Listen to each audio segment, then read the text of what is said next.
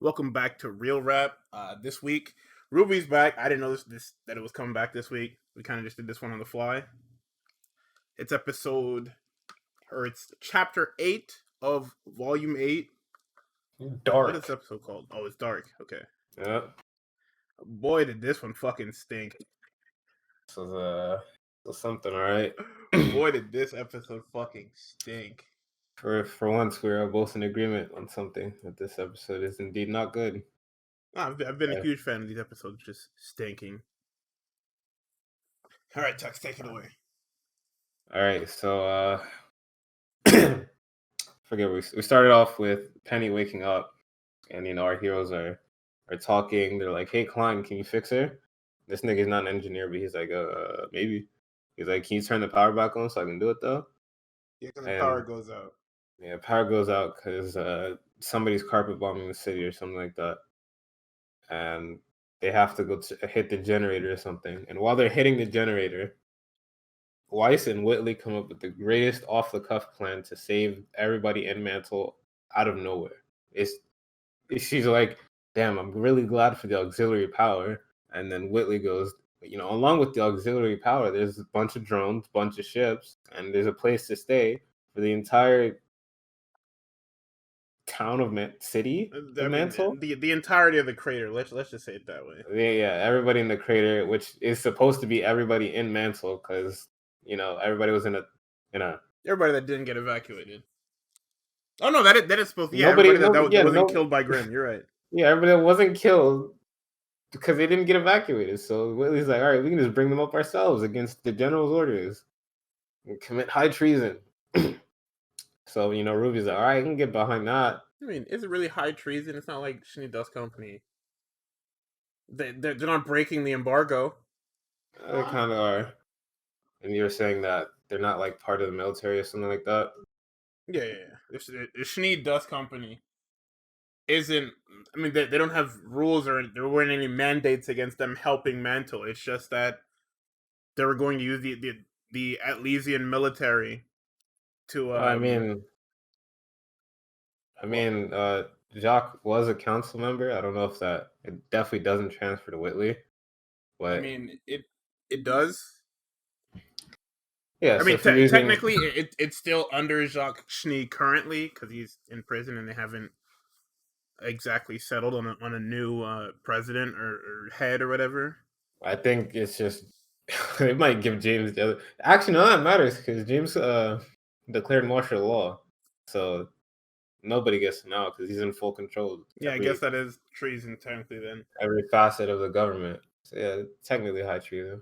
Or if anything, Jacques is just running up the numbers on his crimes now that he's in jail. Yo, imagine your pops is in prison and you're just putting more shit on his rap sheet because you Oh wanted yeah. to be a good person. Oh yeah. I'm getting cooked. Jacques talking to the other prison mates or his prison mates, like, "Oh yeah. I'm not gonna lie, I'm getting cooked." His fucking cell. Actually, Jacques dead Actually, now. I no, forgot. literally killed. Yeah, because we skipped over the beginning part, which was the prison break. Crow has a nightmare or something like that, and then a few seconds later, Cinder blows the roof off the joint. We know it's Cinder. It's not can't be anybody else. And Crow has escaped, probably going to drop Ironwood on his neck or something like that. But everybody else gets caught. Some light. Everybody else gets caught under the rubble, and by everybody I mean Arthur Just Watts, Robin and Jacques. Robin, Jacques, and Watts, because the Cinder extracted Watts at the end of the Yeah, episode. right. But that's spoiler, skipping ahead. But back to what's currently happening. They devise a plan, right? And then Willie has a brain blast to end all brain blasts. Yeah, so Whitley and Weiss go to Jacques' room to hack into his computer. Hack. No, it's not no hack. You know the password. Well, I don't know why he knows the password. Maybe he was playing games on there or some shit. But You play knows. Roblox on there, man. Come on. Actually, no. Willow knows it, so she probably just told. No, Weiss knows it too. Yeah, so Weiss probably just told him the password. They all know it's not a secret, bro. They go into the computer and start to do that, and then Ruby and Blake go to the shed to kickstart the generator and have one of the most ham-fisted pieces of dialogue ever created. This entire section only exists because of what happens later in the episode.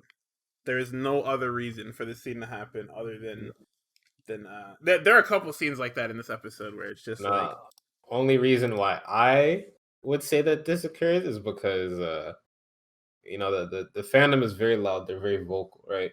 So I wouldn't put it past the writers to hear, oh yeah, people want Ruby and Blake to interact. I guess we could whip up something somewhere.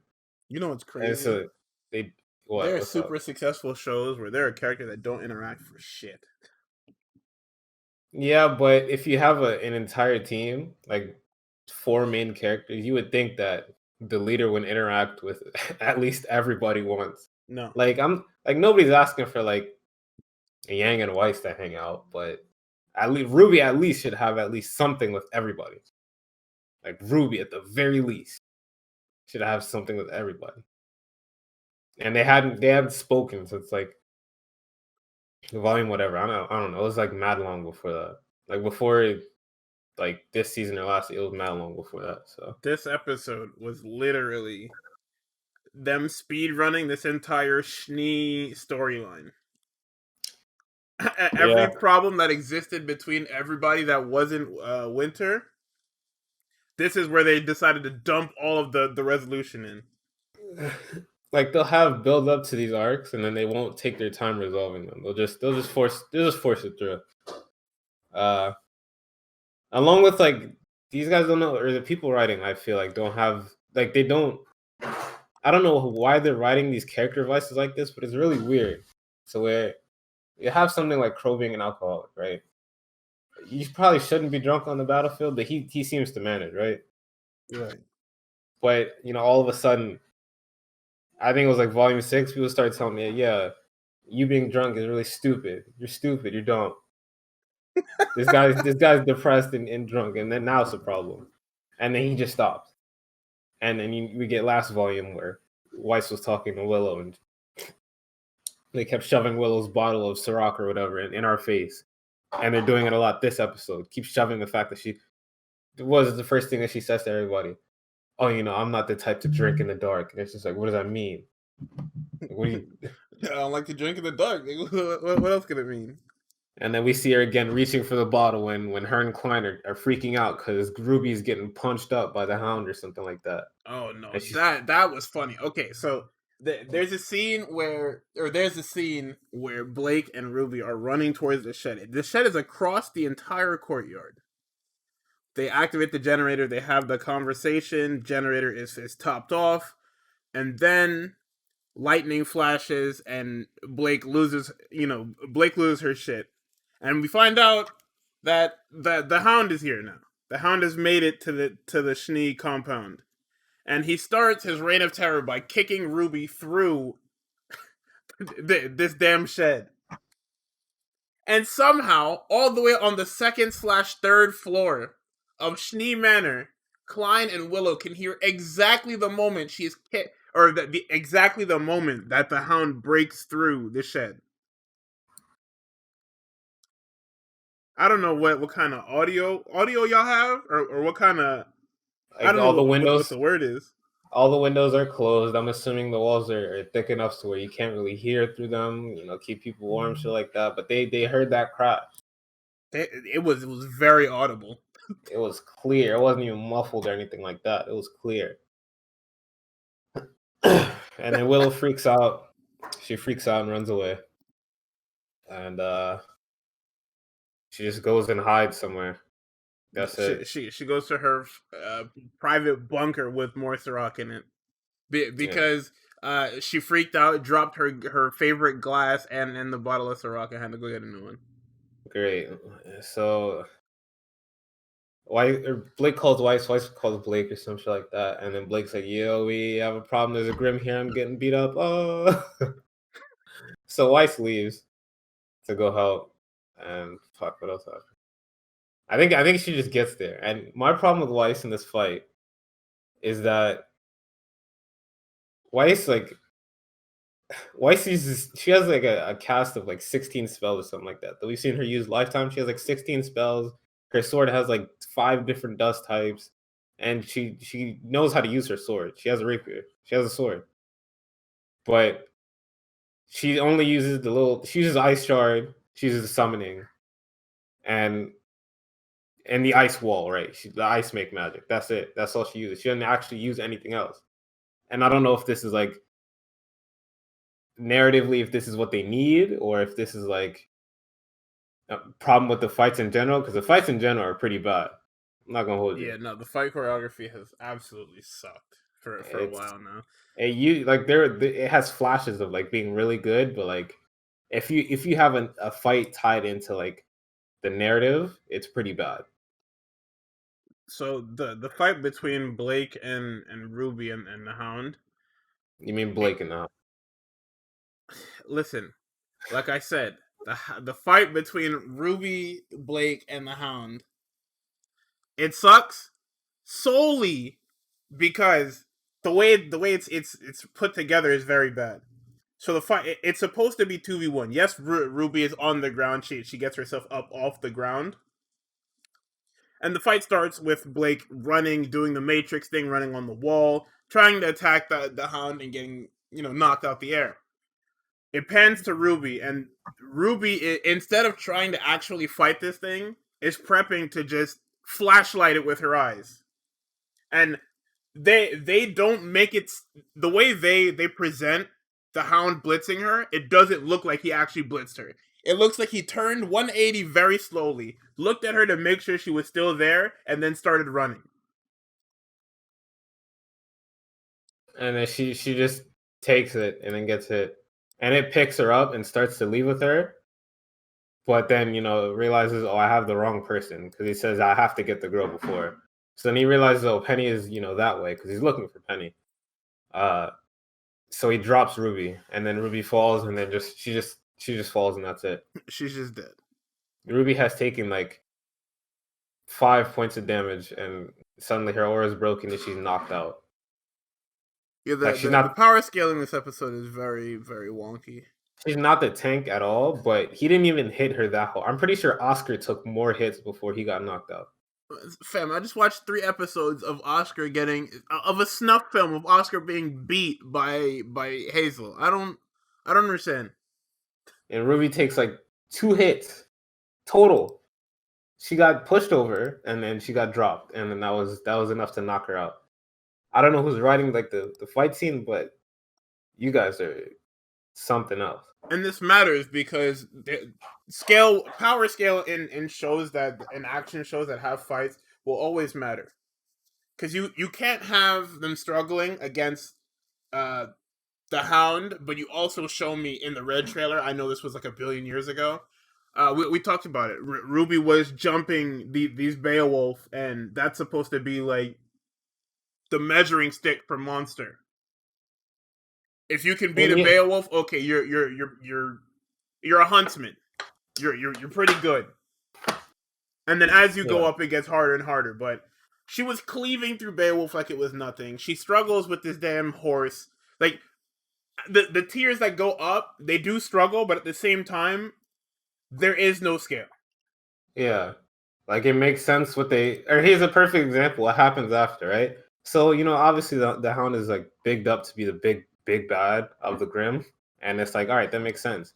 But then after the Hound leaves, this like specialty Grimm that we've never seen before shows up. And it's not even like it's not even like that strong, but Blake still strikes. She uses all of her tricks. She uses all her dust infused shadow clones to try and kill it. She uses all her wily tricks, try and get around it, save actually shooting the damn thing, because Grimm don't have aura, so shooting it would work. Like using your gun would probably work against this Bullets thing. don't work in this show. Guns are fake. Bullets don't work in anything. Unless it's like a actually based in reality thing, then yeah, bullets are OP, and you will not survive a gunshot ever. But in anything fantasy, yeah, you get shot, you're good, you're fine. So they struggle against this stupid, like, I don't even know what you would call this. Poison Grimm? Poison type Grimm? Some. She struggles against this, and then Ruby just gets up and cleaves the thing in one hit, and it's done. It's finished. Like, why was Blake struggling so hard against it? Did she just suck? Did Ruby get a lucky hit? Are these things good now? Like, where is Salem been hiding these? Yeah, I don't know. Like the Grim have definitely been stepped up, and it's like, and you can say, oh well, at the end of, I believe it was volume 5 or 6, she did say that if you want things done, you do them yourselves, and she was making the flying monkeys That we still from haven't seen Wizard yet. of Oz. No, we've seen them. They were snatching people off the streets. I'm pretty sure. They're snatching people. Really? Yeah, I'm pretty sure in one of these episodes they were literally just kidnapping people. Bro, you could just have Saber, you could just have the Tiger ones snatch people up. You hype up these big monkey grim that we saw one time before. I think Ruby fought one in the volume 4 short, and it almost packed her up. And you just never use them again. These tanky ass niggas, you never use Whatever chapter that was, where the whale I started think spilling shit and they just started attacking things. I'm sure that those was monkeys showed up. probably, but I don't think it matters. It doesn't. Yeah, she was not making this stuff. And if she was making this stuff and had the capability of making stuff like this, why did she have Cinder carry out this multi-step, multifaceted plan when she could just throw in some monkeys, some whatever, all these specialty types that we're seeing here now? Because it didn't go away. Whatever. What you mean? What happens? Not what happens after. Penny starts freaking out and pushes Klein over one of 2 times. And then she gets calmed down by Nora in like a reverse Freya situation, I'm pretty sure. It's where Freya was freaking out and then Penny held her hand. Now Penny's freaking out and Nora's holding her hand. I don't know if that has any significance, but I don't know if they even meant for that to be parallel. It is a parallel. Hound gets into the house. No. We need to talk speed feats now. We need to talk speed feats. Willow has run the entire course of the house to her room. She is sweating bullets looking for this alcohol. And then by an act of God, she hears the Hound crash into the house and decides to turn on her multifaceted security system with 87 cameras in every room. Yeah, she's got the house on like the Supermax lockdown. And she can hear the Hound. And apparently everybody can hear the Hound. The Hound sniffs some thin-ass walls in this fucking house. Yeah. I don't know what the hell that's about. Weiss has like a scuffle with the Hound. Actually, we could talk about that too. Nobody in this episode sounds like they're afraid or like even slightest bit concerned, except for Willow. Over the comms, you can say that Blake attempted to sound even like pressed, but no, not like, at all. Willow was screaming, bro. Like you could feel that this woman was horrified. Yeah, no. Willow was actually really good in this section because her fear is real. Like everybody else is scared, but they're like, "Oh no, I'm not scared." It's literally, "I'm not scared till my life is in danger." Where Willow was scared before her life was even in danger. Nothing is even happening to her. She hears one crash and she starts freaking. I can't handle this. I can't the bottle's been sent into the stratosphere. I can't do this. I can't do this. Wait, hold on. Wait a fucking second. Did I just catch something? What? Blake is doing nothing versus this. If you look on Willow's phone when she's looking through the cameras, Blake has done absolutely 0 damage and is still on the defensive with that damn millipede. She doesn't hit it at all, except for when she uses the shadow clone and blows it up. But she's getting packed up. Yeah, but when you can see on Willow's phone that, you know, there's 4 cameras. There's one in the foyer. There's one in Jacques' office. There's one in the courtyard, and there's one in the hallway outside of Jacques' office. Because, you know, the hallway outside of Jacques' office is so important that it needed its own concept art instead of the entire house. Because I've been trying, because there are multiple points in this episode where you need to know the layout of this schnee manor. Because it looks like everybody's doing the Scooby-Doo revolving door trick. Yeah, what was it? The Teen Titans that too, the Mad Mod thing? Where the Mad Mod Scooby-Doo callback where everybody's opening doors and running through it and appearing on the other side of the house. It doesn't make any sense. Yeah, The layout so of this house makes no sense. they start playing Benny Hill, right? Because the hound gets close to Whitley. Willow tries to warn him. He mutes her. So then, she takes off full sprint towards that side of the house to go help him. Boy, she But gets there so quick. She can summon stuff too, right? And when she summoned the Borbatus, my first immediate reaction was she can do that too. We never see her do it. She never had a reason to do it, but we had reason to believe that she couldn't do it, even though it's a hereditary semblance. So then Guardia was like, yeah, of course she can do it. But then I was like, bro, so is Whitley the only one that can't do it? And we had to pull up the Punnett square, right? It's kind of confusing. You're gonna need to put up a photo of this Punnett square. I need to see. I'm not putting up the Punnett square, but I don't even know where I put the Punnett square. I drew it right here. Right. So I came to the conclusion that Willow is heterozygous in this damn trait for this fucking semblance, to where she has a dominant and recessive gene. Because I'm assuming that Nicholas Schnee married somebody obviously that didn't have the damn Schnee semblance, obviously. Or it's just a completely different semblance gene that or maybe she was semblanceless, if that exists in this world. I don't know. We don't know. And obviously, Jacques has two recessive genes, which results in a capital J, lowercase j for both Weiss and fucking what's her name? Winter, and results in a recessive gene for what's his name? Whitley. Bro, this is your section of characters. But the problem is that everybody looks alike. Oh, none of these kids look like Jacques in the slightest. Jacques. These are not Jacques' kids. I don't care, bro. He ages and looks like Nicholas Schnee. He has the white hair and the blue eyes. Willow, white hair, blue eyes. Weiss, white hair, blue eyes. Whitley, white hair, blue eyes. Winter, white hair. They all have it. These are not Jacques' kids, bro. I don't care. What is the Whitley is the only kid that is his. And only because he's a dude. Like what is going on here? What's going on? Oh, what did they do to my mans? And Jacques didn't even look like Whitley when he was growing. I understand that there's more than one thing that can mix when you look like. It's not like you look like one parent or the other, even though that's how this series works. None of these kids look like Jacques at all. Yang looks specifically like Ty, and Ruby looks specifically like Summer. Like Ruby has the same dad as Yang, yet she has none of the same features, characteristics that Ty has. She didn't get blonde hair. Raven had. That's nasty when you think about it. Ruby with blonde hair. Yeah, filthy. It's either that or both your parents look the exact same.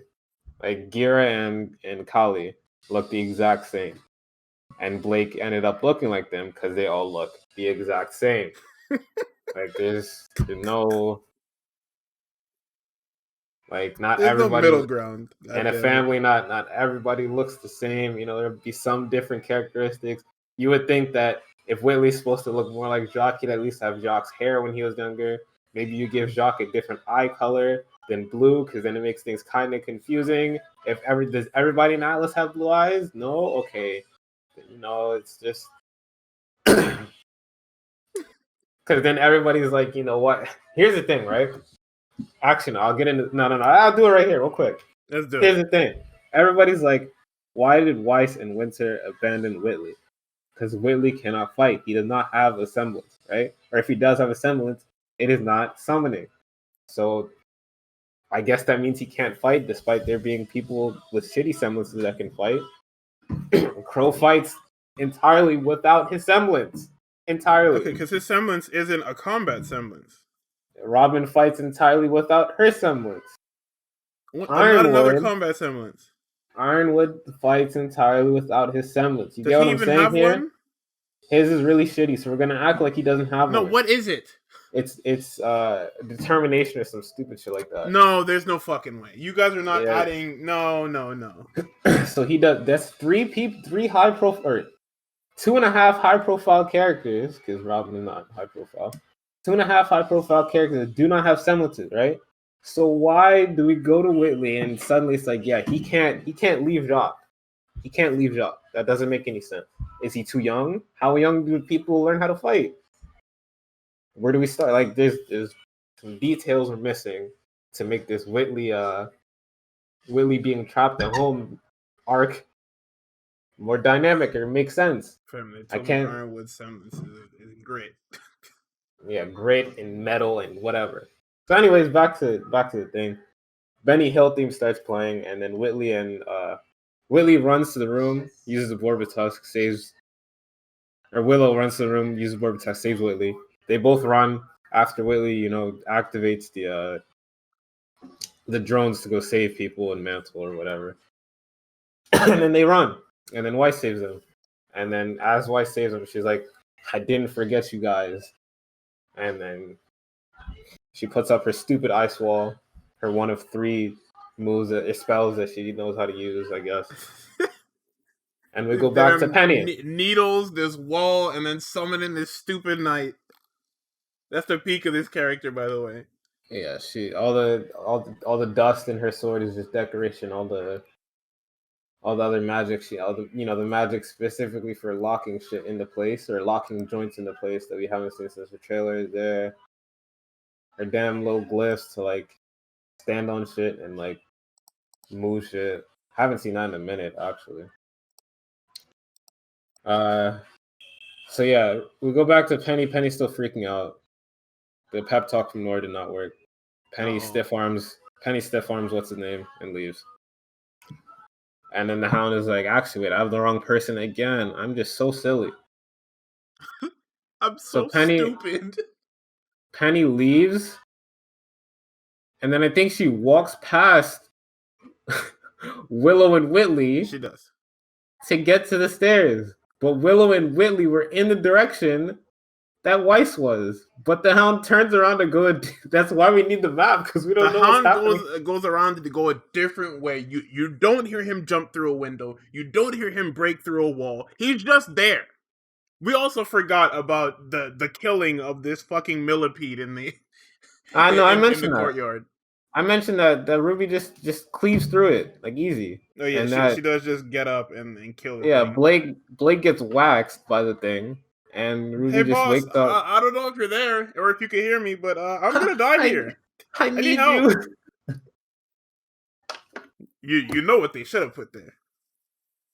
But I'm gonna just mind my business. No. I'm gonna just mind my business. You're good.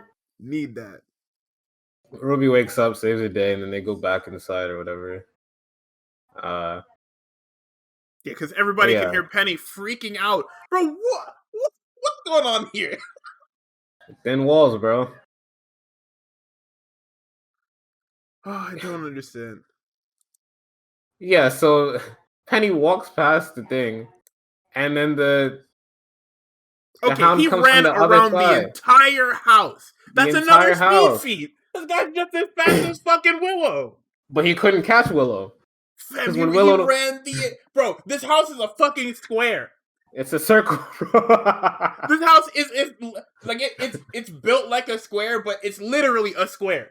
There are 2 floors to this house. You have the ground floor and you have the upstairs. That's why when the stupid staircase breaks off into 2, it literally just goes around. There is no other way. It's either you go one way or you go the other way. There are no nooks and crannies. It's stupid. That's what this proves. It proves this house is that the second floor is just a square. So this thing catches Penny because Penny meets up with it, beats the hell out of Penny, and then RWBY shows up, uses her silver eyes because Blake gave her that pep talk. RWBY, you really inspire me to become a real good guy. It's that and the fact that they're hurting Penny and she's tired of losing people and tired of losing, period. So she just activates her eyes and man, she lost one nigga. She lost Pierre, and that's it, bro. Okay, but the fact that they've been holed up in this house while people have been being eaten alive by these monsters. Yeah, no thanks to them. But everybody thinks, except for the show. The show doesn't make you think that the Hound is dead in the slightest. Uh, he gets back up, and the top is peeled off like a drop top, right? Like a And hood. there's a nigga in there. It's a person. Yeah, It's a dude. there's a whole unnamed faunus in this. Now, I probably said this on the RWBY real rap that we did, but um, way back when Salem made the flying monkeys, I did probably say that she is making Grimm out of people, and to see it here is actually pretty cool. Like I guess it's kind of phoned in by the fact that this one can speak and understand and take orders and whatnot, and adapt to situations that it would be made from a human base. But it's pretty cool to see it.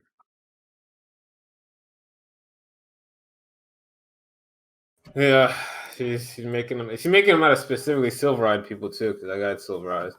So then Willow decides to one up the Hound speed feat with a strength feat and pushes over the statue of The same knight statue, the one that Weiss made her knight from. It's the knight that's been all over this franchise. It's just sitting. It's just sitting in this. Obviously, it's gonna sit there, but I'm just saying it's sitting in the foyer, and every shot of the foyer had this knight in it somewhere. Yeah, to let you know that eventually this knight is going to be important. So make sure you pay attention. Make sure you keep up. And then they push it over because Whitley and Willow are so strong. They pushed over an entire statue from the top. From the top. They didn't like kick it or anything like that. They just pushed it over. And then it falls on the dude and it kills it. And the guy that couldn't be killed by these super technical weapons, by the way. They shot it, they swung at it, they did frontal attack, they did sneak attacks, they even beat them all. They dropped a giant fucking statue on them. I mean, I guess that will work. Yeah, it should work. And then Ruby's then just like, oh my gosh, you killed a guy. That was a person.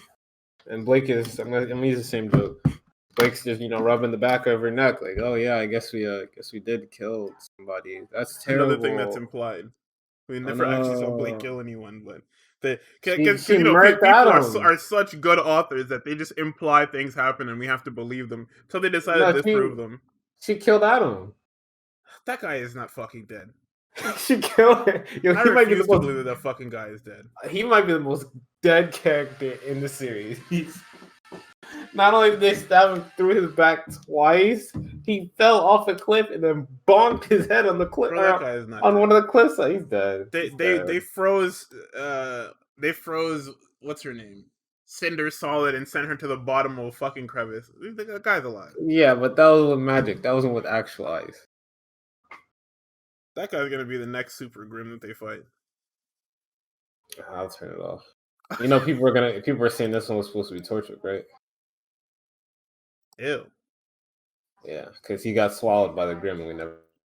I mean that would have been a cool callback, but ew.